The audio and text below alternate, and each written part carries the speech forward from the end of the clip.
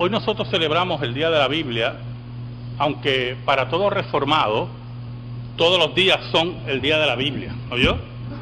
La palabra de Dios, la cual se extiende a todo el mundo y la cual es el bálsamo para toda raza y toda condición.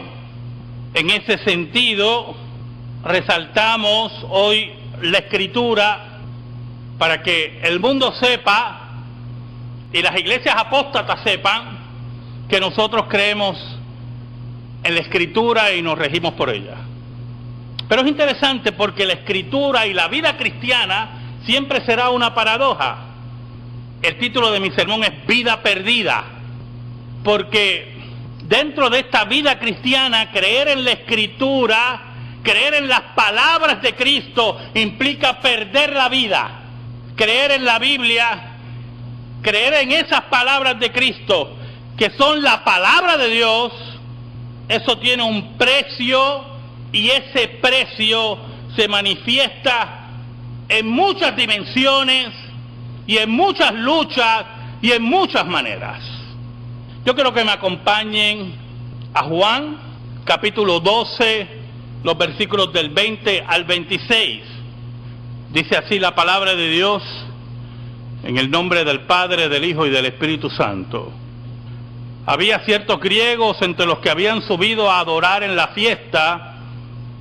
Estos pues se acercaron a Felipe, que era de Betsaida de Galilea, y le rogaron diciendo: Señor, quisiéramos ver a Jesús. Felipe fue y se lo dijo a Andrés. Entonces Andrés y Felipe se lo dijeron a Jesús. Jesús les respondió diciendo: ha llegado la hora para que el Hijo del Hombre sea glorificado. De cierto os digo, que si el grano de trigo no cae en la tierra y muere, queda solo, pero si muere lleva mucho fruto. El que ama su vida la perderá, y el que aborrece su vida en este mundo, para vida eterna la guardará. Si alguno me sirve, sígame, y donde yo estuviere, allí también estará mi servidor. Si alguno me sirviere, mi Padre le honrará. Oramos. Dios verdadero, venimos ante ti en el nombre de Jesucristo, nuestro Salvador y nuestro Rey.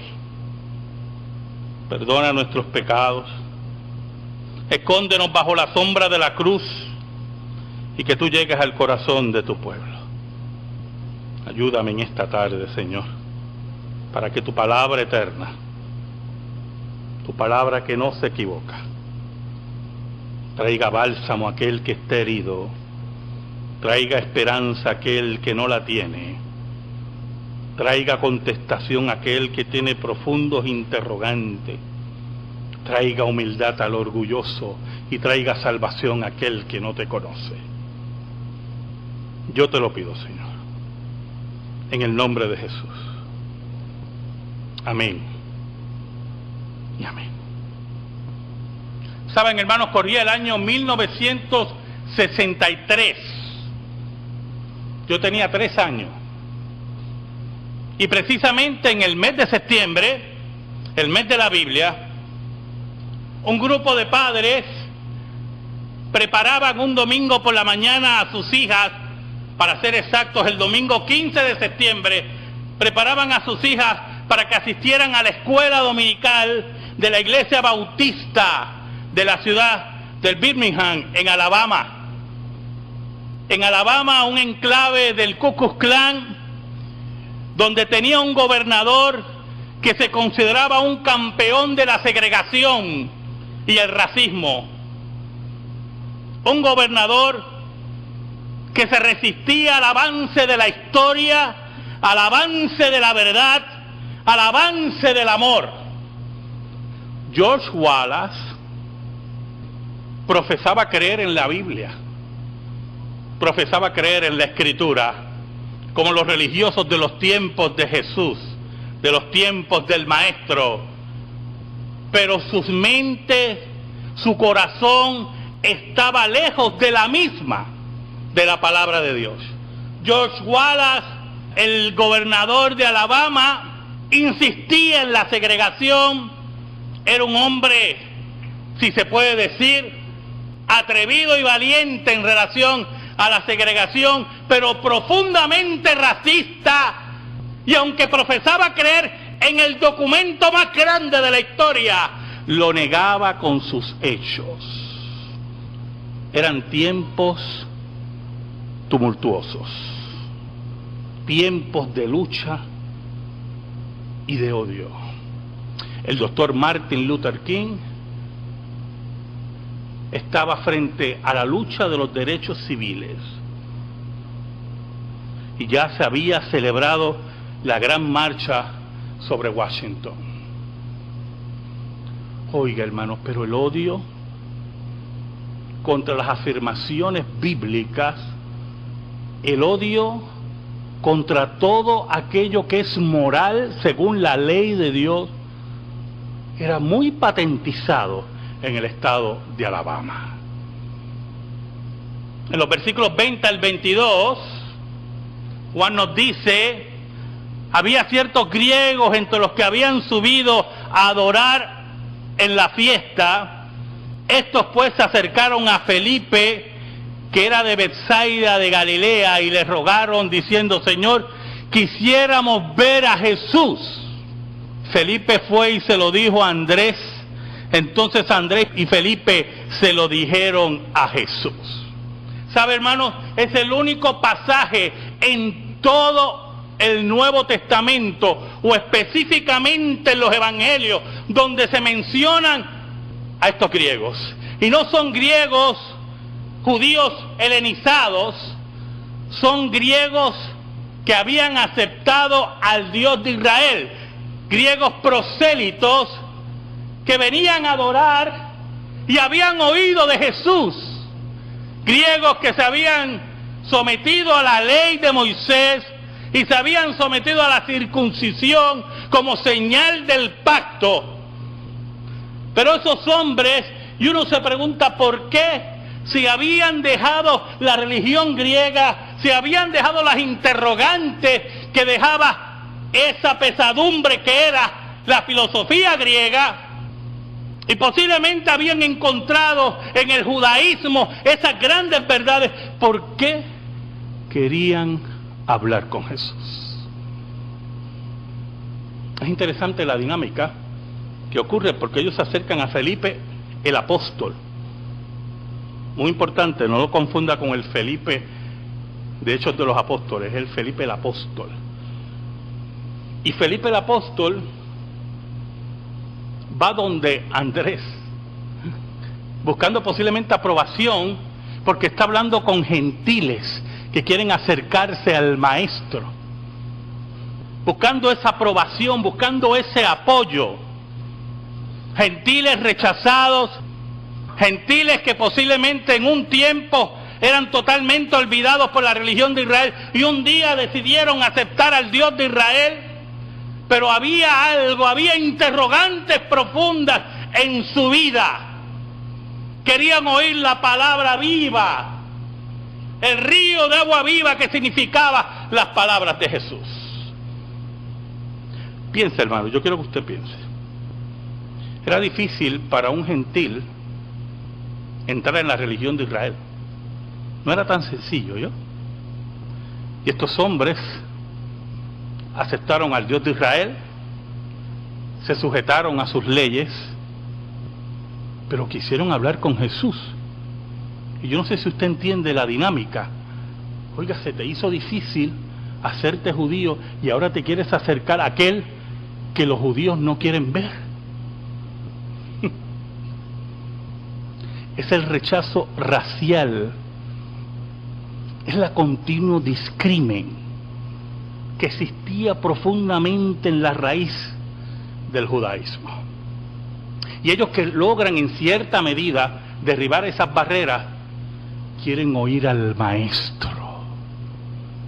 Posiblemente le habían dicho que habían encontrado la vida en la religión judía, pero ellos entendían, y estamos especulando con el texto, ¿verdad? Ellos entendían que Jesús tenía unas verdades que ellos querían escuchar. ¿Saben, hermano? Estos padres querían que sus hijas recibieran el pan no adulterado de la palabra de Dios. Estos padres querían que sus hijas conocieran al Cristo crucificado, al Cristo resucitado. Oh, qué mejor lugar, oiga hermano, qué mejor lugar para nuestros hijos que la escuela dominical. Si cada padre supiera la importancia de sembrar en nuestros hijos la palabra de Dios, la digna palabra de Dios, la palabra que no se equivoca, esa semilla, no importa cuán lejos se vayan tus hijos, no importa hermano, esa palabra germinará, esa palabra hará cierta el pacto de gracia en ellos. En medio de toda la confusión de esos días del racismo rapaz, para ellos había un lugar seguro en la casa de Dios, donde estaba el ancla más segura, que era su palabra. En día de esas convulsiones que habían en toda Alabama, esos padres preparaban a sus hijas para que oyeran la palabra de Dios en la escuela dominical. Juan dice, versículos 23 al 24. Jesús les respondió diciendo, ha llegado la hora para que el Hijo del Hombre sea glorificado. De cierto os digo, que si el grano de trigo no cae en la tierra y muere, queda solo. Pero si muere, lleva mucho fruto. Oiga, y cuando usted lee la contestación de Jesús, Andrés y Felipe, uno dice, caramba, ¿qué pasó con los griegos? Están esperando ahí y tú no estás dando una parábola aquí. Es el maestro anunciando, viendo que los gentiles van buscando a Jesús, viendo que los gentiles ya se acercan a Jesús. Oiga, el maestro profetizando, llega la hora que los otros del otro redil se están acercando. Me llega la hora del martirio, me llega la hora de la muerte, me llega la hora de llevar mucho fruto. Oiga, qué cosa tremenda. Cristo nos dice que en la muerte, en su muerte, con la imagen del trigo, va a llevar mucho fruto.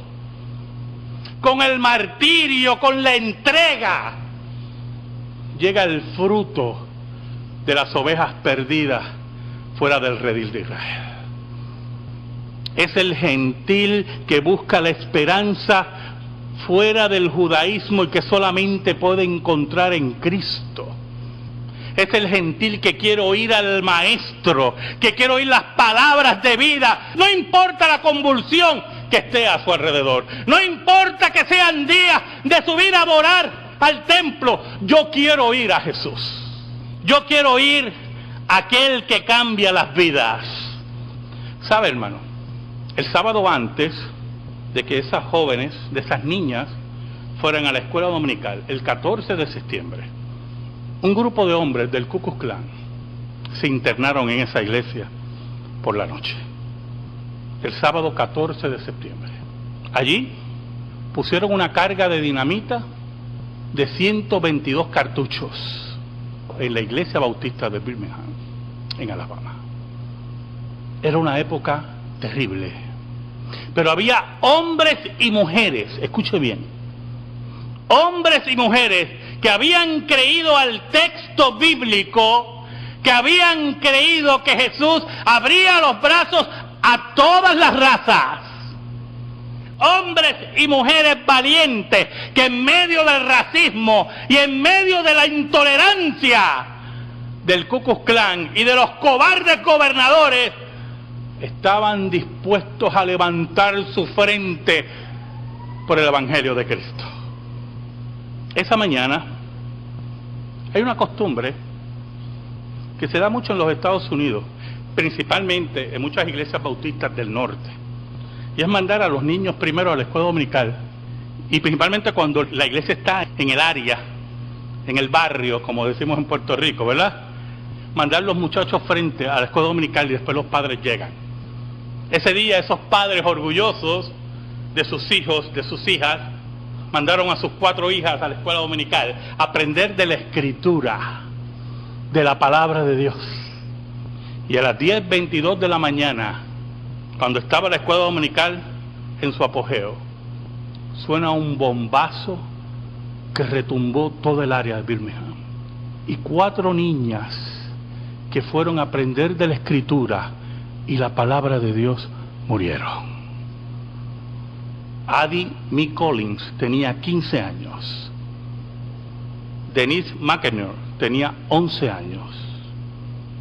Carol Robertson tenía 14 años. Y Cynthia Wesley tenía 14 años.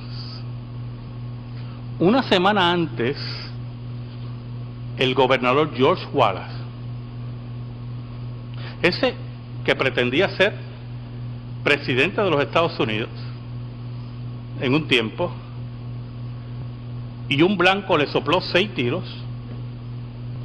una semana antes del bombazo de la iglesia, Wallace había dicho al New York Times que para detener la integración en Alabama solo necesitaba varios funerales de primera clase.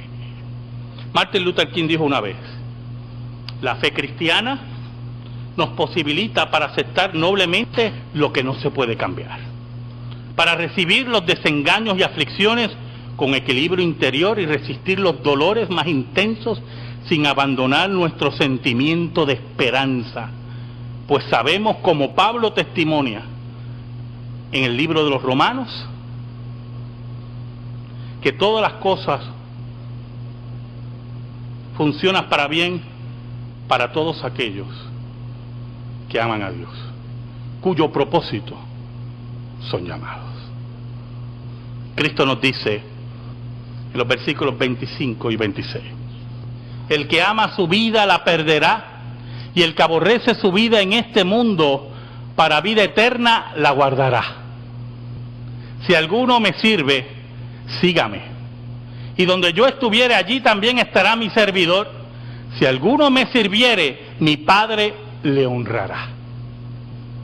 Y Jesús invitaba y le decía a Andrés y a Felipe, como diciéndole a todos los otros judíos que estaban alrededor y a los griegos, es importante lo siguiente: que si escuchan mis palabras, que si escuchan la palabra de Dios, quiero que sepan que es hora de aborrecer la vida. Es hora que sepan que la creencia firme en la Escritura, que el seguir a Jesús, que el seguir sus palabras tiene un precio. Oh, hermanos, el entierro de esas 4 niñas revolucionó a todos los Estados Unidos. 4 niñas que iban a escuchar la palabra de Dios. Y uno se pregunta, ¿qué palabra de consuelo puede tener a padres que ven que sus hijas, que solamente querían oír la Escritura, sean asesinadas por hombres llenos de odio? Hombres protegidos por el gobernador de Alabama. Y quiero que sepa lo siguiente: hombres que fueron dejados y tuvieron que pasar 30 años o un poco más para ser arrestados y juzgados. ¿Qué palabra de consuelo podemos tener a feligreses que ven que su iglesia es destruida por el odio de hombres que dicen seguir a Jesús? Y los que vienen aquí los miércoles saben lo que yo quiero decir cuando dice hombres que dicen seguir a Jesús y solamente destilan odio, destilan muerte, destilan rechazo. Aquellos griegos, hermanos, aquellos griegos buscaban la palabra de vida, buscaban un sentido a su vida, un sentido que posiblemente la religión judía no se lo había dado.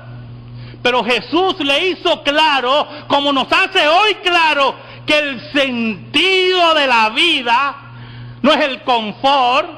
El sentido de la vida no es estar cómodo. El sentido de la vida es pagar el precio por el Evangelio, pagar el precio de seguir y creer a la palabra de Dios y seguir a Jesús. Oiga, le está diciendo a esos hombres, oye, si tú amas mucho tu vida, si tú estás muy cómodo, si tú crees que el sistema no debe ser cambiado. En una ocasión Martin Luther King estaba preso, de las muchas veces que estuvo preso, y un grupo de pastores le escribieron una carta.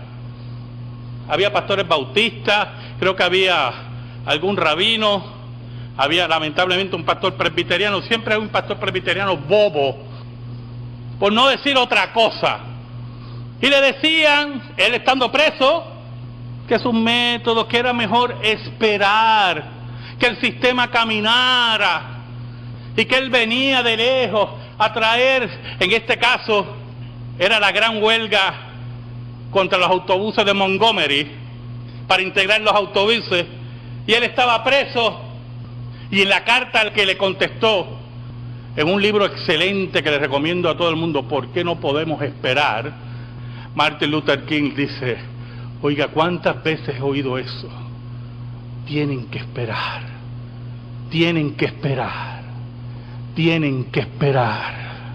Oiga, para nosotros eso se ha convertido en que nunca será, nunca será, nunca será.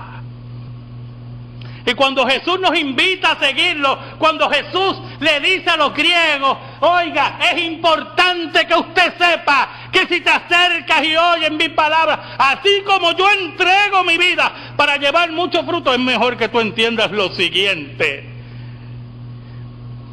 que el que viene a mí y ama su vida, está perdiendo su tiempo. El que viene a mí tiene que aborrecer su vida, tiene que perder su vida, una vida perdida. Martin Luther King decía, la vida terrena es un preludio a aquel glorioso nuevo despertar, y la muerte es una puerta abierta que nos permite el paso a la vida eterna. Jesús nos invita, hermanos. Hoy que es el día de la Biblia, que le hemos repartido unos regalos, ¿verdad?, para que vean la importancia de la Escritura. Oiga, y usted lo lee con mucho gozo y ve las pruebas arqueológicas y todas esas cosas. Hoy Jesús nos invita no solamente a ver la Escritura, es a vivir la Escritura. Es que nuestra vida se pierda con Jesús. Hoy que traemos a nuestros hijos a la escuela dominical tranquilos, en la seguridad, que reciben, hermanos, el pan de vida. Habían hombres y mujeres que entregaron también a sus hijos y fueron asesinados por solamente creer en lo que dijo Jesús. ¿Sabe algo? Le dije que George Wallace en un momento quiso ser presidente de los Estados Unidos y empezó a hacer campaña. Y había un rumor de que él había dejado la segregación al lado y el odio al lado. ¿Usted le cree a los políticos? Si no estaba dispuesto a morir por Jesús, a perder su vida, eran diálogos de políticos. Y mientras saludaba a la gente, un hombre blanco se le acercó. No sé si era demócrata o republicano. Y le disparó 6 tiros. Lo dejó en silla de ruedas. No pudo aspirar a la presidencia de los Estados Unidos. Y porque decidió ganar su vida contra la Escritura, escuche lo que le voy a decir, como decidió ganar su vida, y para él su vida era más importante que la Escritura, y para él el racismo era más importante que la Escritura, y para él era más importante pararse frente a la Universidad de Alabama y no permitir que la universidad se integrara, y como para él lo más importante era hacer frases como la que acabo de decir, de funerales ejemplares, todos los años, hermano, todos los años, desde algún púlpito, incluyendo aquí, alguien habla de George Wallace y habla lo infeliz que era y lo demonio que era y lo bajo que era. Todos los años hay una charla en alguna casa y se recuerda el asesinato de estas niñas y se recuerdan las palabras de George Wallace. Pero al mismo tiempo, todos los años, hermano, todos los años, se habla de 4 niñas que un día decidieron estudiar la Biblia en su iglesia. Y aquellos que las querían matar no entendieron, y no entienden hoy todavía, que ese día, cuando ellas perdieron la vida, encontraron a Jesús. Y cuando tú encuentras a Jesús, el mismo Jesús te dice, mi Padre, como dice el último versículo, mi Padre le honrará. Amén. Gracias te damos, Señor, esta tarde por tu palabra eterna que no se equivoca. Y yo te pido, Señor, en esta hora que tú nos invitas a perder nuestra vida en ti, que tu palabra se grabe en nuestro corazón. Por Cristo Jesús. Amén. Y amén. Estamos en silencio, hermano.